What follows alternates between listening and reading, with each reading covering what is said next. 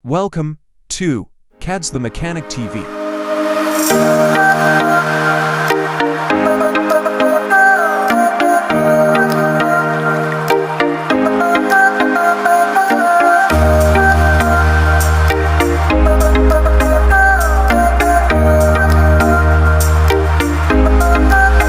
Like and follow. Sir, ano naging issue niyan, sir? Ano? Saan? Driver, bakit? Ano nangyari? Yan po mga boss, si Pamilangco Lester. Isa sa mga baguang mekaniko natin dito sa Yamaha IP Harrison. Siya pong mag-overhaul nitong Sniper 155. Po yung nangyari dito. Binira na lang namin kasi mahirap tanggalin yung magneto. Palit magneto at saka sigunyal.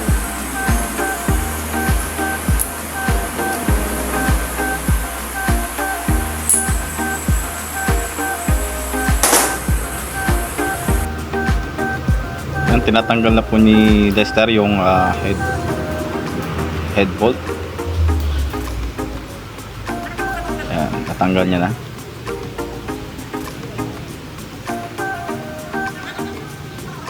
Sunod ay yung block or cylinder. Next step is yung piston. Siyempre tanggalin din yan. Tanggal na. Make sure lang na before magtanggal ng piston pin lock ay takpan ng basahan yung butas para yung lock kung sakaling man mahulog hindi papasok dun sa loob. Sunod ay yung crankcase cover para matanggal yung clutch housing tsaka yung mga lining. Ayan, tanggalin mga tornilyo muna tanggalin.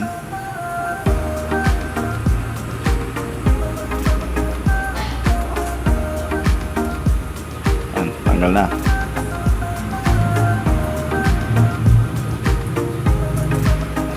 Yung spring tanggalin din para matanggal yung mga lining.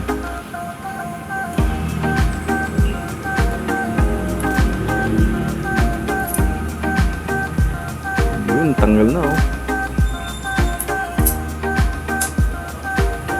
Sunod yung housing. Tanggalin mo yung lock. Kontrahan ng Y tool kasi pag tinanggal mo yung nut nyan iikot yan. Kailangan mayroong kontra doon sa sa nut. Yan, ginamitan niya ng baril o impact tools para matanggal. Yan, matanggal na.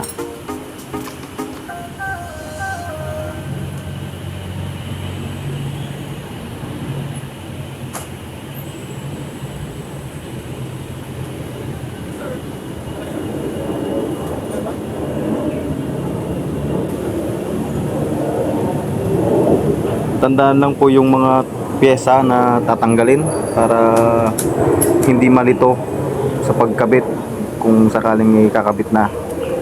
Yan, yung mga tornilyo ng crankshell tanggalin din para mahiwalay natin yung crankshell at makuha yung crankshaft assembly. Ang issue nito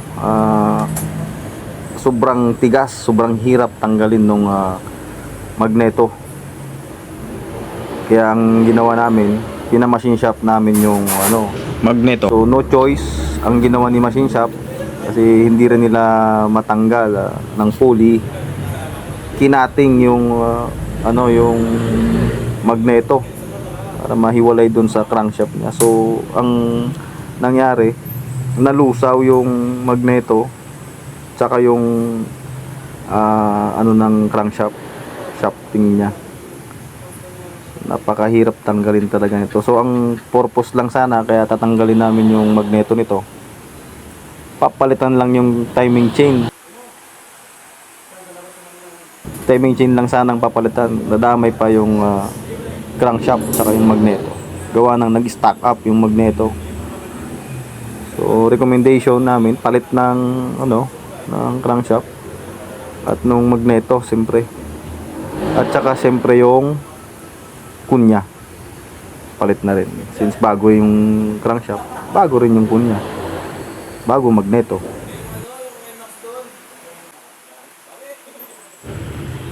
Ayan mga boss, unti-unti nang umaangat. Kada pihit, kunting angat nung ng crankshell. So indikasyon na humihiwalay na yung ating crankshell.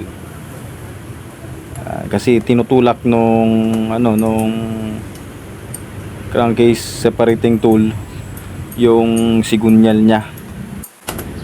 Pukpukin ng konti para magkaroon ng awang dun sa mga parts na merong naka-fix dun sa ibang parts, lalo dun sa mga sa ng sigunyal, tapos yung sa transmission na shaft nya, minsan dun nagkakaroon ng ipit para hindi agad matanggal yung crankshell. So tandaan lang yung mga parts na yan, i-separate, segregate para hindi kayo malito. Yung sa pagtanggal naman na parts ng transmission, tandaan din, kailangan huwag magbaliktad yung mga gear, baka mamaya imbis na paabante, pumatras ka.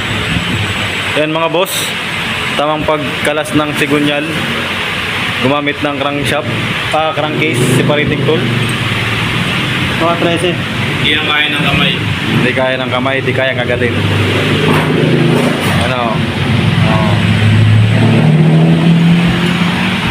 Parsit. Parsit.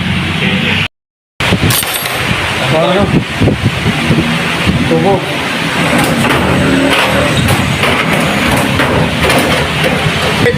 Oh, papasok na. Yan, ginasok na. Alalay mo lang.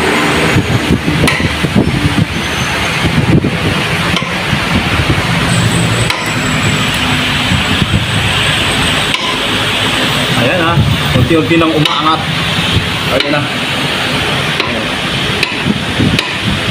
Ayan.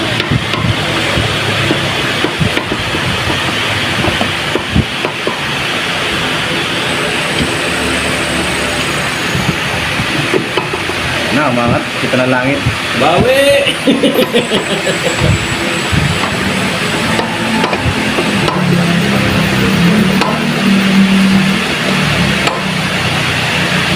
Oh, wait. Dito. Bukay mo naman ito. Rubber. Mat.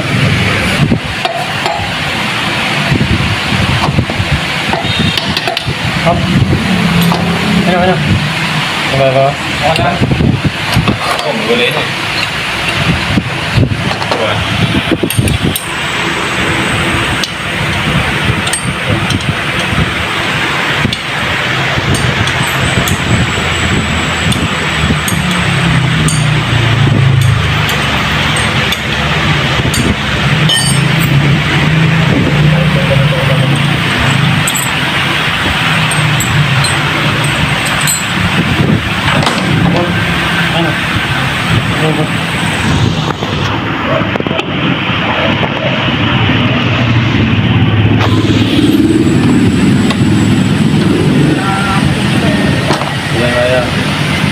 Kaya mo ng pokpok.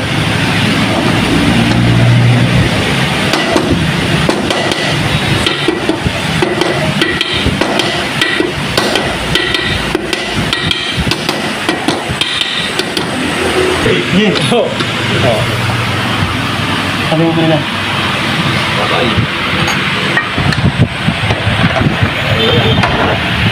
Yun o. Ganun po. Yun o. Ikot. Ayan na. Kaka-welding.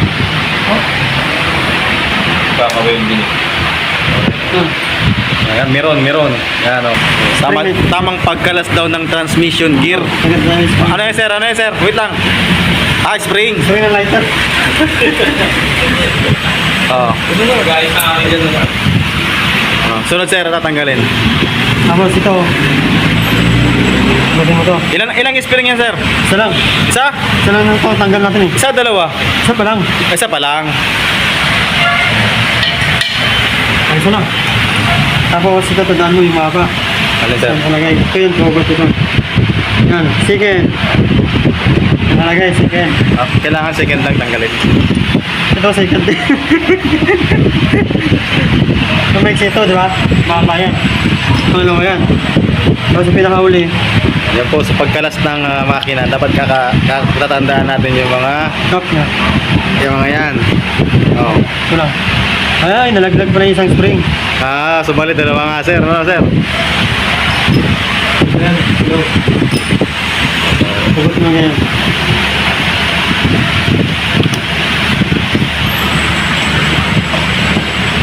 Okay. Stop. Okay, hugot. Tandaan. Sama mo to. Oh. Yan, mga pinagulong. Kuha mo daw.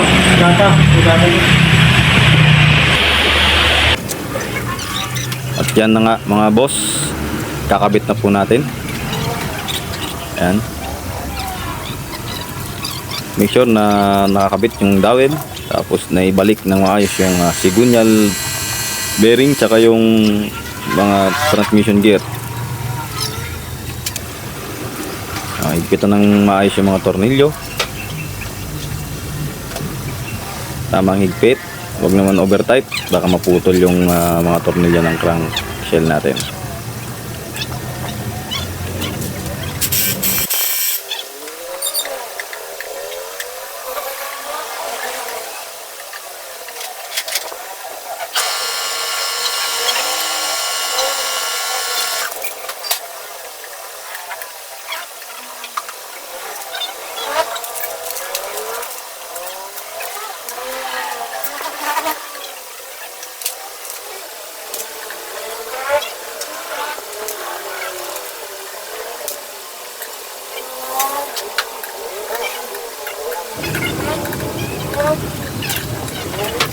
Yan, bilang bago, kailangan natin turuan kung paano magbasa gumamit ng manual ng makina ng motor, yung ating kasamang bago na si Lester Pangilangco, para kung sakaling tumagal siya, alam niyang basahin kung paano yung owner's manual ng ating mga motorsiklo.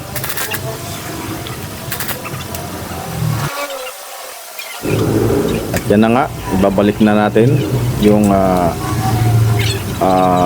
clutch housing at yung mga clutch mechanism. Higpitan ng maayos yung nut para hindi kumalas kung ito'y umandar. Ayan, ipatin ng maigi, balik yung mga lining, i-close yung lock nut para hindi talaga luluwag yung nut ng clutch housing.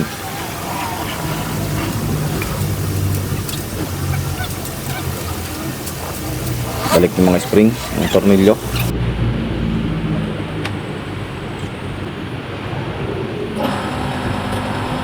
Ayan, prepare para ikabit na yung mga lock tsaka yung head, timing chain.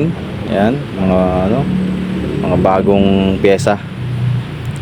Always use genuine parts para hindi tayo magsisi. Makakabili ka nga ng mura, mapapamura ka naman pag ito'y nasira agad kung replacement ang pyesa na ikakabit natin. Yan, yung mga guide, ibalik ng maayos, higpitan para hindi kumalas. Yan.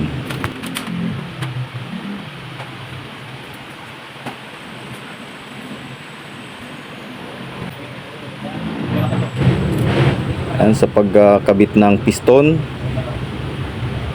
takpan ulit gaya ng sinabi ko kanina, yung butas para yung lock hindi mahulog doon sa loob. Mahirap na, i-overhaul mo ulit yan. Yun na balik na yung babalik na natin yung block. Ayan na. Make sure lang na nasa tamang posisyon yung ating mga piston ring para maganda yung andar ng makina pag pinandar natin. Dahan-dahan lang sa pagpasok, hindi mag ano yung piston ring.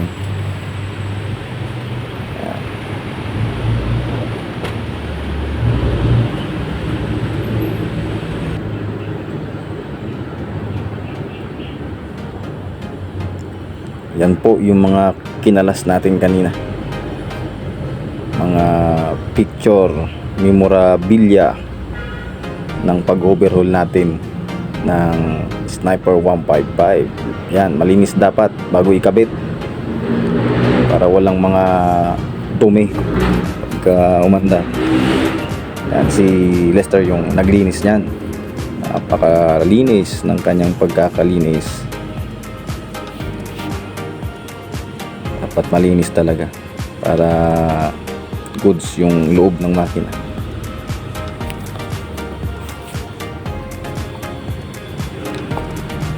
Kaya niya, no? Malinis. Yan, dapat ganyan. Yan yung mga pyesa na ipapalit natin, all genuine parts.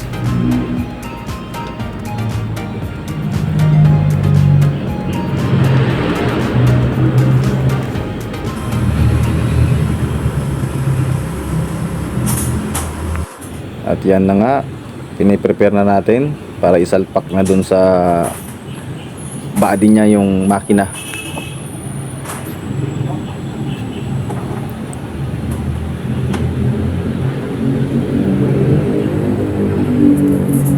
Nagpatulong tayo dahil hindi natin kaya mag-isa. Tinulungan tayo ni Sir Calvo para sa pag-install ng engine doon sa katawan niya. Mabigat po kasi kaya kailangan 2 tao. At yan, naikabit na natin na bolt, na tornilyo na natin dun sa body niya. Make sure lang yung mga sakit, mga sensors nakakabit, yung mga sakit niya para maiwasan yung check engine pag inon natin yung motor. Yung starter motor dapat nakakabit ng maayos.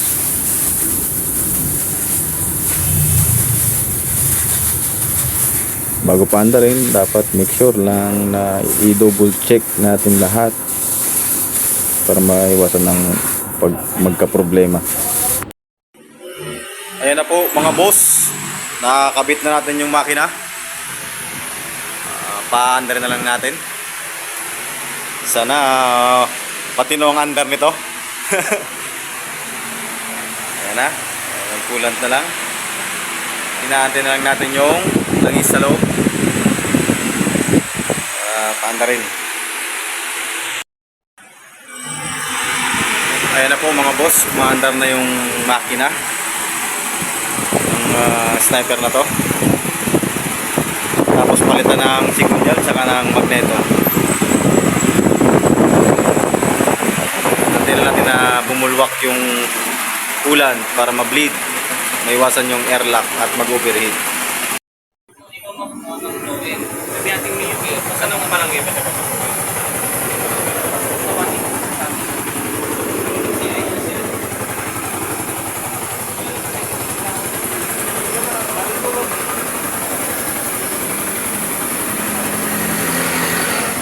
Ayan na po, umaandar na po siya. Pwede nang gamitin. Sana tumagal to. Depende sa gamit ni sir. Ayan. At dito na rin po nagtatapos ang ating video. Paki-like, follow and share na lang po ng page natin. Maraming salamat.